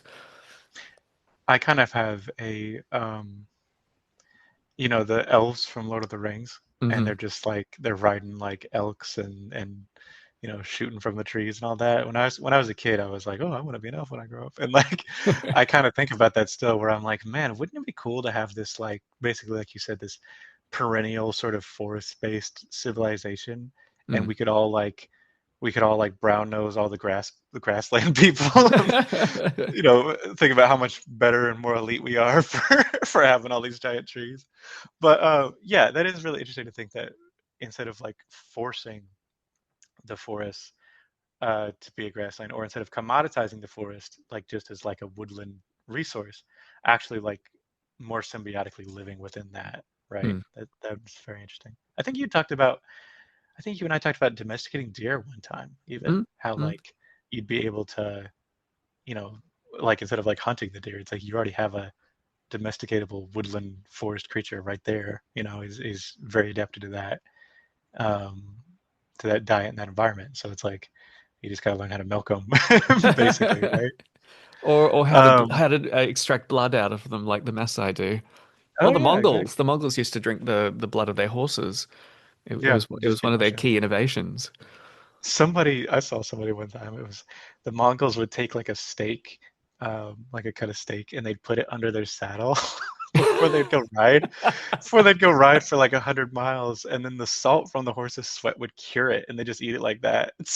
Nice. And somebody was like, I don't want to die before I've tried the traditional Mongolian horse sweat cured steak. Is Like, that the kind of the equivalent of cooking fried eggs on your engine block oh yeah, of your right, yeah, car? Yeah. yeah. It's just they're working with what they had. Mm. You mentioned cows being useful. Do you, are they? It seems to me like they've mostly been useful as draft animals. Like, I mean, yeah, you can. I mean, turning like a mill or something. But mostly it seems like with plowing. Do you think that they have a lot of use outside of a plow-based agricultural context? Oh, I mean, dairy was transformative for the people Right. who learnt to process and then, caught up biologically to digest it better. Yeah, but Um, I thought dairy goats were like way more common. I could be Yeah, yeah. mistaken on. Goats were more scalable. So, like, the majority of the population were peasants, and a peasant could like have a house goat that would like live at their house and go out and graze with the other goats and then come back. So that was extremely valuable. Mhm. Cattle tended to be more a elite livestock that you needed to have larger amounts of more fertile land, and then it needed to be processed in more complicated ways into like cheese and butter, and they tended to be more like commodities that would be traded. So yeah, definitely smaller dairy animals have had much more impact historically. Do you think that having small dairy animals like that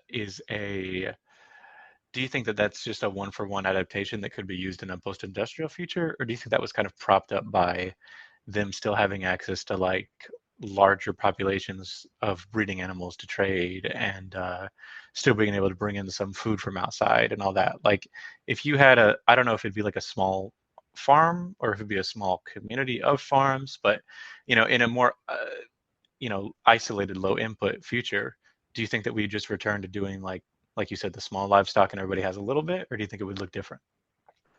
Oh, that's an interesting question. Um, Because yeah, the ability hmm, to like maintain a breeding population, um, but at the same time there isn't like these there isn't what I just described, and there also isn't these vast tracts of fertile grasslands to drive your cattle between yeah, or whatever. yeah. It seems like the dynamics will change to me, but I'm not sure how. Oh, here's a related problem. So goats and sheep are kind of in many of the places where they have been historically important are kind of victims of their own success, particularly once predators get exterminated from the surrounding like wild areas. Hmm. And that's basically like Alan Savory talks about. You get a shift in the behavior of the animals, and rather than them constantly moving through the environment, having a positive cyclical impact, you end up with overgrazing, overpopulation, and you can collapse the whole ecosystem that way quite easily. Right. Um, so yeah, I think if you're going to have like a community with a large reliance on something like sheep or goats, you need to have a counterbalancing force to keep them in motion, to keep them in balance. And you could just go back to having predators, but again, like that's the obvious solution, and it's probably like they disappeared for a reason. Um, I think you need some form of human culture that coordinates the the local herd. And Alan Mm. Savory has been doing this in parts of Africa for people who like completely rely on their cattle or their goats. Rather than every little household having their own small herds, they've combined them all together and they move them all as one in a big circuit around the village, and they're as a result producing much higher quality vegetation for the animals. But yeah, you need to have a cultural mechanism so that people can agree on how many animals they can actually support. Right. You need to have something that disincentivizes them from just like maxing out Yeah, the capacity, right? yeah. It's And I don't know tragedy of if, the commons. Tragedy of the commons all over. yeah, Literally. interesting. Yeah, right, right. Well, I mean, historically, people have been somewhat decent at managing the commons, to my understanding. It doesn't really matter. I was going to say, that's just another tangent. But um, yeah, no, that makes sense. Like, you'd have to have, I'm thinking here, like, either a culture that really, really values like deep, healthy soil and the other side benefits of like mob grazing style, Mm. or you basically would have to be like, yeah, like the soil spirits are going to make you get sick and die if you if you overgraze everything with your goats. Like you need to have some kind of like almost superstitious level of like, we avoid leaving them in one place for too many days kind of thing. Mm. Like, yeah, that's interesting to consider. Um, so another question that kind of goes with the ideal location one is when you are looking at a location, and really I could tie this in with this one. If you had gotten the chance to do it over, how would you be balancing different factors like the climate, the soil quality, and the soil type, the amount of land you could get versus the locals and the community and that kind of stuff? Oh yeah, Um, it's a big the balancing act. cost, Yeah. and also remoteness is another factor I've identified. Like you want to be Yes. obviously close to a job, but you don't want to be so close that you're like, next to the downtown area. So like these are a bunch of different factors I could think of, and you can probably think of more because you've lived on the land for a while. I'm sure other Yeah. people who are looking at land are thinking about these same things. So before we got very lucky with having this property drop in our lap, basically, at a non-bubble price. We were looking at saving up for a few years and then moving out into the sticks somewhere. And I don't know how well that plan would have actually worked because the property prices in Australia are yeah, ridiculous, absolutely ridiculous. Like we're one of the worst bubbles. Um, I suspect that if we'd saved up a nest egg and then looked around, that we probably would have rationalized moving overseas to get away from the bubble and get like a currency exchange advantage. But then you have the issue of uh, integration with culture Yeah, because yeah, it's into a whole new probably going culture. to be a non-English speaking part of the world. And um, I mean, it's funny, like Australia kind of presents itself as being this like bastion of peace and stability. Um, and I mean, it has been historically up to this point, but I saw a really interesting talk recently saying that the way that our economy is going, we could very easily end up like Venezuela, that it was one of like the richest and most prosperous countries not that long ago. And Mm, it went down a path of, policy and economic decisions that ended in complete ruin and chaos. And yeah. yeah, I still think that is possibly on the I saw cards for this Australia. I saw this documentary. It's about Australia. It's called Mad Max. You might have heard of it. No, I'm just playing. No, I did see this movie that was pretty good. It had like Guy Pearce in it, I think. But anyway, one of the themes in that was it was kind of just implied, but like Australia had basically become um almost like a third world country in the sense of like it was mainly valuable for its natural resources Yeah, yeah. and like it was kind of just like corporations were uh funneling all that stuff out, but the nation itself didn't have that level of like wealth and prosperity that it used to No, no, from no, no, no, yeah. nowhere near. So yeah, there's a lot of signs.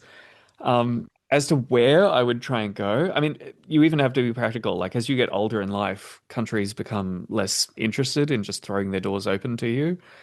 Mhm. Um, and yeah, I think you have to be realistic that the longer the older I get, the harder it is to contemplate those kind of transitions.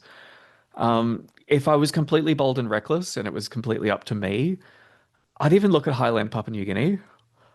Yeah. Okay. It Interesting. might end up in a horrible kind of end result because I'd be so as a Westerner, I might reach a point where anyone from the West is unwelcome.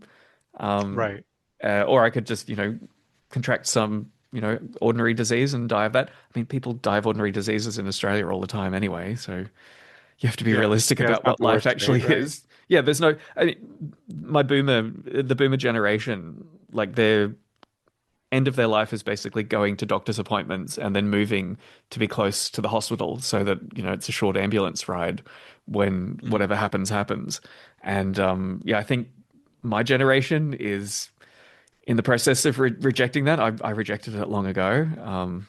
So yeah, Yeah. I think you have to be a bit more, you have to be a bit bolder with your life. New Zealand came Yeah. up as well I as an don't want to option. I don't want to It's derail the oh question. I just yeah. wanted to throw in though, like you said, yeah, as a culture, we're really bad at dealing with like death and just suffering in general. That's something Mm, that, I'm not going to get into it too much, but I just wanted to point out like that's something that we really used to be very normal part of life that we had good coping skills for. And, anybody listening to this, that's kind of something that's like a huge gap I've noticed in the Western mentality is can't really deal with death, can't deal with sickness, can't deal with suffering of any kind in hmm a resilient way. So And sorry, yeah, I didn't mean to disrupt. no, but you throw away what life you did have preparing for a painless death. It's a You're weird right. bargain to kind of make. It's, Yeah, right. And you could have died like 6 months earlier or a year earlier and left something for your kids and you could have been healthy relatively and yeah, it's a very strange trade-off. It's a very mm, strange trade-off I've mm. noticed. But yeah, but I didn't want to get you off track with the question. You said New Zealand? Yeah, we looked at New Zealand and it's very idyllic, but I think its economy is even more fragile than Australia's because it's dependent on exporting like cheese and wine and fish to luxury markets and Hmm. tourism. But it's really high price tourism because most people going there have to fly really, really long distances. So Right. yeah, I looked at it and it's like, yeah, I think it's probably going to crack before Australia does. And yeah, they're starting to have some problems now. Parts of South America appeal on paper. Like Uruguay is really lovely, very similar climate to where I'm from in Australia. Learning Spanish, not too hard. Uh, maybe. I've seen stories of a lot of people from the US moving down there, loving it for a while, but then moving back to the US. I Hmm. I I'm not. If it was possible, I wouldn't be against the idea of moving to the United States because I think it has a lot of advantages. It may well tear itself apart in a civil war at some point, but Right. as long as you're Yeah. not living Yeah. in the middle of where they're fighting, and it's probably pretty easy to guess where those parts are going to be. Right. It's got some really interesting little pockets. Yeah, I mean your rivers. I'm Oh, curious from an outside point of view. If Australia had the rivers that you have in the eastern US, would just be a completely different continent. So different. Yeah. From an outside point of view, I really want to know what parts of the US do you think are interesting? I resonate most with the southeast, and Okay. probably the mountainous parts where, I mean, mountains just in general are places that you can scrape a living together, but they're not desirable enough for anyone outside of them to really want to conquer them. I mean, Hmm. look at the Basques. They're like the last hunter-gatherers left in Europe. Like the Romans couldn't Hmm. touch them because they just lived in the valleys on a particularly rugged chunk of mountain. Um, Yeah. Yeah. It wasn't really worth it to like go up there and you can't even really stay. Yeah. And yeah, same thing with like the Ozarks and the Appalachian kind of mountains. That's probably where I'd try and end up. Um, Interesting. yeah. I tend to agree. I was just curious, like where you'd come out in your own analysis of the place. Mm, It's always funny to hear about your country with somebody else's point of view. mm. So it sounds like, don't worry, Shane. I've only got like two more questions for you. I know you're That's all good. probably I'm having fun. No, I'm having fun. okay. Okay, Mm. I'm just making sure. So it sounds like you're saying. I was going to say in terms of South America, I think the hardest part wouldn't necessarily be learning Spanish, but it would be you'd have to learn a totally new legal system and a totally new economy. And it's like, that's probably something we take for granted, but you've grown up in it, you've had a bunch of classes on it. Like, I'll give you an example. In Mexico, apparently they have this kind of hard to understand for people who aren't from Mexico land buying structure, like how it works. Hmm. Like, even if you speak the language, you need a lawyer to get through it all. And I read about this, there's been people who have for 10 years been talking with the same guy, right? Pay the money, and then it's a scam. It's a Oh, decade-long scam, right? they It's finally insane. find out they didn't own the land. All of the people in the Yeah, community were yeah. just like They never owned looking the at them land. Yeah, sideways and laughing. yeah. And it's Oh, like, and so that kind of tells you that there's a lot that goes into these things that, like I said, you and I would take for granted. But to them it's obvious, but to us, learning to navigate that seems very difficult. Because I've thought the same thing. Like, we've looked at South America. Um, I looked a little bit at Australia, I think, but I was like, man, there's giant spiders and it's kind of scary. I oh, the looked at spiders are like, fine. Spiders are fine. They're only in certain places. The ones that are dangerous. it's terrifying. I don't mean the dangerous ones. I mean the freaking giant plate-sized ones that live in your house. Like, Oh, that's, they just crawl over you in your sleep. They're fine. oh my God, Shane, don't say that. If you're unlucky, you'll get bitten by one of them in your life if it just ran into you on a bad day, and it's less than a bee sting. Like it doesn't even hurt. Okay, if one crawled over me in my sleep at night, I would burn my house down. Like, I don't. You guys are like a different level of hardcore. I don't know how to. Yeah, I talked to somebody from Australia one time, and they got the cool accents. She's like, yeah, it's all right. They you learn to live with it. I can't do it. I'm sorry, I'm butchering it. But I was like, don't you have like paralysis tics and the jellyfish that'll kill you? And she's like, that's no big deal. She's like, here you have snakes or black widows or something like that. She was like, some like mild thing I never would have thought about. She's like, oh, you guys have like black widows here, or I don't know, something I think it's non-consequential the bears basically. that freak me out the most. But again, like the grizzlies are only up in Alaska, really. So, Oh, that's what we got guns for. hmm. That's why you gotta. That's why I carry one to the grocery store in case there's bears. Don't mooses kill Um. more people than bears anyway? Oh gosh, I They believe so. stomp on people. Yeah, I knew a girl from Alaska. She grew up there, and it was just a common thing that, like, a moose might chase you, and you got to run around a tree till he gets bored. Like, it's a very just a part of life there, I Yeah, guess. yeah. Um, Gosh. Anyway, Mm. so community. It sounds like you're saying basically that community is not super crazy high. Like, you didn't care what community you ended up in, if you're willing to like completely reintegrate to a new society. Yeah, yeah. And Um, if I did move later in life, that is probably what I would look for. Rather than buying land, I would try okay. and find a community that I found interesting that could have a use for me, and I would be happy to stay there just for however many years Mhm. until I felt like I'd, you know, done something Yeah, worthwhile for them, and then find somewhere else to move on to. And that may yeah, well yeah. be what the last decades of my life are when I'm too far gone to manage a full property on my own, but I might have some interesting skills that I could share more widely. Yeah, I'm hoping by then that, you'll be kind of people will be like directly using some of the work you've done, right? And they'll be Hopefully. like, they'll be like, "Hey, don't go. We need you. I, well, We'll send the teenagers to go help. You don't have to do it I all." don't think I'm doing anything that unique, except maybe trying to bring wide hybridization to the wider community. But it's a Mhm. tricky thing to recommend to people because it's going to be mostly dead ends. So, like, if you Right. turn up and you're like, the wizard is going to solve all of these problems, you're probably not. Like, you could start 10 different projects and I don't know, I guess maybe one of them would yield something with persistent value, Mhm. but it's transformative. Like you can't go back to before that thing existed once it's, known and appreciated. Right, exactly. Well, and more importantly, if you present yourself like a wizard and you don't explain anything to people, you've become irreplaceable, right? hmm But yeah, so if you were, I guess just if you were like a young person though looking for land, like would you want more acreage even if it cost more, or would you try to get that as low as you could? Would you care if the soil was super fertile, or do you think that's something you can work around? Like, how would you balance a lot of these, different aspects people have to consider? Like if you were just like basically like you said, one of the younger people that are trying to get land one day. Yeah, well, even at this time in history, trying to make a living growing food to sell is still close to impossible or extremely difficult for most of the world. Like anywhere there is an opportunity for making money, there'll be a corporation that is doing it harder and faster with like lots of machinery and chemicals and backing. Yeah. And I include the organic industry there too. And the Hmm. logistics of distribution to customers and stuff too. Like it's all one big kind of monopoly. You get little niches here and there, people starting nurseries, and you can do that on a really small block of land. That kind of industry is tricky because once anyone starts making a decent, more than a meager amount of money, someone else will move in and start propagating the same material and offering it for less. It's a you know rush to the bottom kind of dynamic.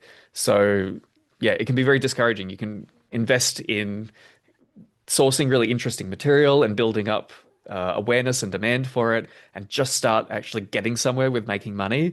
And then you'll go to the markets and like 100 other people are selling the same thing for less. So Right. be Yeah, and they prepared for have. those kind of dynamics. I think the advisable way to do it is to get the smallest amount of land in a place that you actually want to live. Okay. Fertility is nice; it makes things easier, but it's not necessarily mandatory, and focus on developing skills and lowering your costs and doing it because you love it. Like, if I had been the kind of person that didn't already love plants and growing things, I never should have gone down this path. Like, if the only reason I did it is because, oh my God, the world's ending, I have to learn how to grow potatoes or I'm going to die. I Yeah. think you're better off just waiting to die. Yeah. Like if you hate digging potatoes, like don't voluntarily do that in advance just Mhm. on the off chance that it might save you from some potential apocalypse in the future. Yeah. But if Right. you really Yeah. Be love miserable all day now. yeah, but if you really love being outside and you really love growing things or you love animals or whatever, find a way to do that, but do it in a way that is compatible with the possibility of there being some big change in civilization and society in the future, that Right. may yield some bonuses in that eventuality, but is definitely going to give you something of value in the short term, even if everything keeps going the same way. Yeah.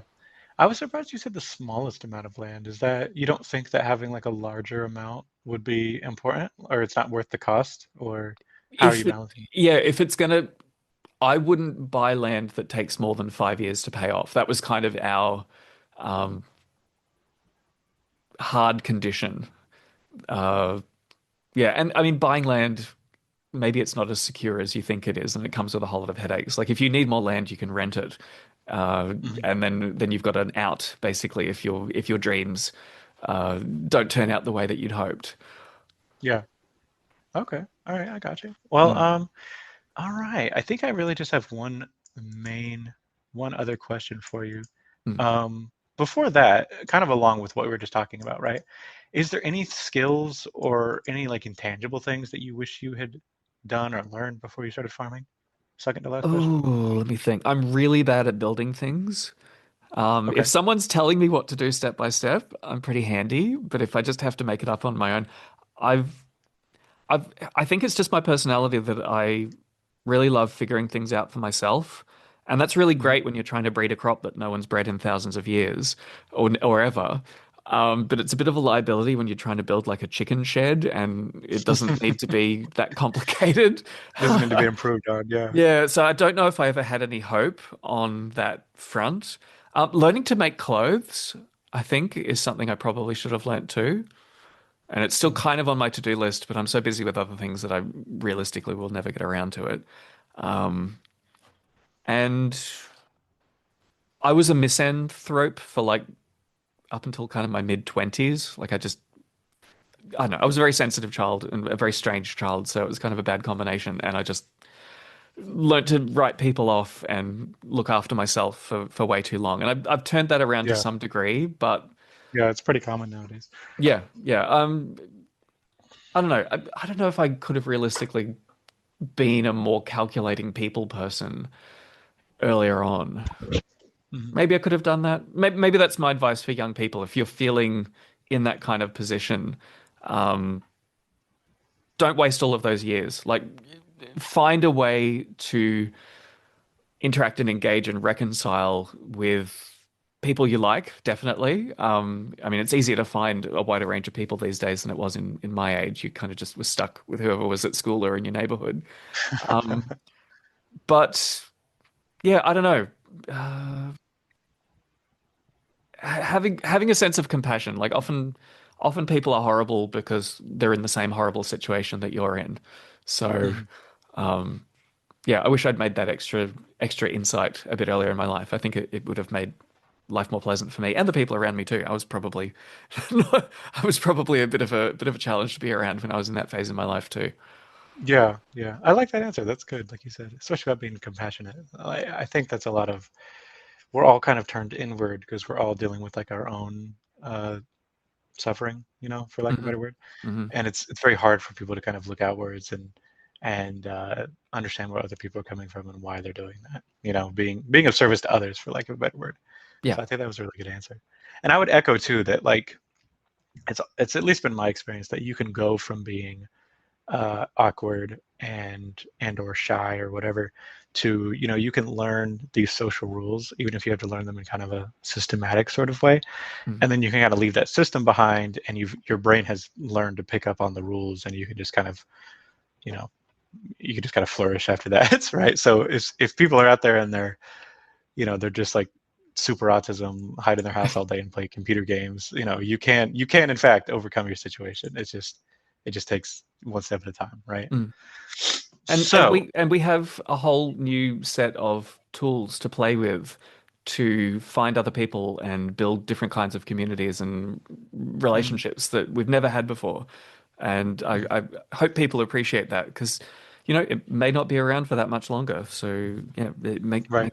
make those connections and learn things that you never thought you were capable of learning while you can. Because yeah, Yeah, yeah, life and civilization, it comes and goes faster than you realize. yeah, exactly. Yeah, it might be the last time we get to learn these things and access all this information from all over the world. It's a pretty privileged time to be alive, Mm, in mm. its own way, at least. All right, last question for you. So I think that I thought of this at the same time when you were talking about your moving to the Highlands and like just packing up. This obviously is something that could happen, right? If you had to become a refugee very quickly, like let's say there was some disaster or a war lady has come to town and is enslaving all the men, you know, what what would you grab or what would you bring? What would you do?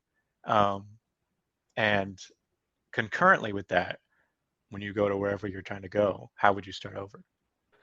Oh, that's an interesting question. Um, I have a relatively small set of probably crops. I'd take them mostly as seeds that I Hmm. would pack up in a relatively small form and I would protect with my life. Hmm. Like particularly the arrowroot, I think is the most unique thing that I'm working on that would be very difficult to replicate. I think even some of the source material that made the whole project possible was just sheer chance. Like I found someone on Facebook who had traveled to Central America or something and was like growing Wow. these things in the UK and sent me some seeds at a time when it was still easy to get those seeds through the post. I don't think they'd even make it through the post again because all of the rules Yeah. have changed. And Yeah. yeah, I would grab that material. And there's a few other more mundane things that, yeah, I mean, it'd be easier to start again if I had them like ready to go. And Mhm. yeah, one reason I particularly like the canna is that the seeds last forever. Like Mhm. you could just, in the worst possible conditions, these seeds could be like 20 years old and they'd still germinate, no problems. That's not true for a lot of other crops. So it's another reason I love them. Yeah, they definitely seem like, I know we've touched on it, but like, yeah, they definitely have the most potential to kind of really completely reshape a society's like energy economic calculus, like Mm. the just the whole starch-based idea in the first place, let alone like you said, how resilient they are. It's kind of amazing to think all Well, the little variables, like you said, all the hoops it's that had to get jumped through. It's one of the other parts of the world that I would potentially go would be the highlands of Ethiopia where they grow ensets. They're the Hmm. giant banana relatives. So there's certain regions where the climate and altitude and everything is just perfect for the varieties that have been grown there for years, well, Hmm. millennia.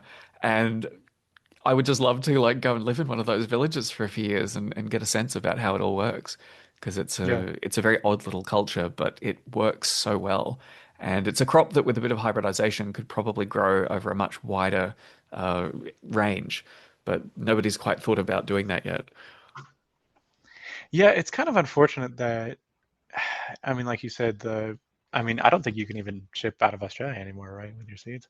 It's like whatever you've put out in the world is kind of out there now. I've been lucky to accumulate um, maybe like 10 of them. I don't even know if that's a good starting population or if I'll need to cross with Canna edulis, or whatever. But yeah, that's kind of the thing that really worries me is like, man, I might just get this land and then maybe it's going to be like 10 times harder to be getting seeds and stuff from all over the world again. So it's definitely hopefully not a window that we've totally missed to be able to buy things from all over the world and have them shipped to your doorstep. You're in a better position in the US, I think. We're a bit more paranoid here than other parts of the Hmm. world. So yeah, I think you'll be able to find a way. You just need to be persistent and occasionally take a chance. And who knows? There could even be a window of time when the postal system is still working, but the government has stopped functioning in terms of screening the mail. Maybe we'll get a Right. second window for doing all of that. I mean, one thing at the moment I'm really highly prioritizing. There are enormous crop seed banks around the world. So the one in the US is called the GRIN, GRIN database. They mostly Hmm. supply to like universities and companies, but amateur breeders, if you can convince them that you're a real serious breeder and not just some backyard person who's going to waste it, can access like there's tens of thousands of like diverse strains of crops. Everything you can imagine is in there, and their funding was recently put under question. Like they're already operating on a bit of a shoestring budget, but that Right. whole resource could just vanish overnight. We've got one in Australia too that went through a serious downsizing, and yeah, just getting things out of those databanks and actually in communities and growing and adapted for your little pocket of dirt is I would say that's probably one of the highest priorities at this time in history too. Have you been able to spread your kind of around Australia a lot? Yeah. And anyone who asks me, basically, if you pay for postage, I'll give you a big packet of seed and give you instructions on how to grow it, and you can see what you can do with it. I mean, Hmm. this is so funny. I'm going to have to do a post on this soon on Substack so you can see the photos. But I was doing a roast chicken, and the new arrowroot tubers are starting to swell, and they're all like juicy and white and pink, and they look really lovely and tender. So I'm like, are they Mhm. like new potatoes? So I harvested some of them from the garden, and I cubed the tips of them where they weren't fibrous yet, and the rest of it I grated up, and I put it in the tray with the roasting chicken juices, thinking, it'll kind of absorb all the flavors. So canna has this ability to brown when you cut like an apple and you leave it sit for like a few hours. Oh, It it turns brown. oxidizes, right? Yeah, it's a special biochemical reaction that the plant does to kind of prevent microbes from getting in. Cannas do that on steroids. Like they brown in seconds after you cut them. And Oh, wow. this roasted, the little cubes turned kind of gray from the browning reaction, and which didn't look very appealing, but the grated material turned black, like tar. And it Okay, tasted weird. wonderful, but it looked Okay, all right. I was horrific. worried you ruined it. No, no, it tasted great. And we only ate a bit of it just in case like we were going to have a reaction, like it wasn't going to sit well in our stomachs. Yeah, it It's looked like some fine. like horror movie. And like I just imagine like the barbarians like bursting into your little hut. It's like, Yeah, give us all your food, and then they look at what you're eating and they're like, oh my God, no thank you. yeah, Let's yeah. go I was let's go just to the thinking the next same thing. village. Right. I was like, yeah, that nobody's gonna want to eat your like they have regular potatoes down the street. You don't want my my special potatoes. My Gosh. black slime. Uh, Yeah, right. My viscous mold potatoes. You're like, they've got penicillin already on them. It's a two for one. but yeah, All anyway, right. Well, and like I'm out of questions for you, Shane. okay, okay. Well, this has been a really fun conversation, and I'm really grateful for all of the messages that we've exchanged back and forth. You've always got an interesting contribution on all the crazy ideas that I put out there. Yeah. Well, thank you again. Thanks for what you do, obviously, for me even being able to follow you and learn from all this. And thanks for having me. It's been a pleasure, and hopefully I was interesting to some people. Absolutely, absolutely. At the very least to me. And if you can't please yourself, then what hope have you got of pleasing anyone Yeah. else? Yeah. I like myself. That's the most important part. Mm, mm. Okay, well, I'll thank go you for very another hour much. once our chat's over. Okay, thank you. The Zero Input Agriculture podcast is a solo passion project built with my ample time and meagre resources. If you would like to support the show, then sign up for a paid subscription to my Zero Input Agriculture blog at Substack. As a reward, you can read all my past posts and listen to the audiobook of Taming the Apocalypse. If you prefer reading about the past and future of biological technology, you can read the ebook of Taming the Apocalypse through Amazon. And finally, please rate and review the show on whatever podcast app you use, since it helps other people find me. Or recommend the show directly to anyone who could use some inspiration to become a plant breeder themselves.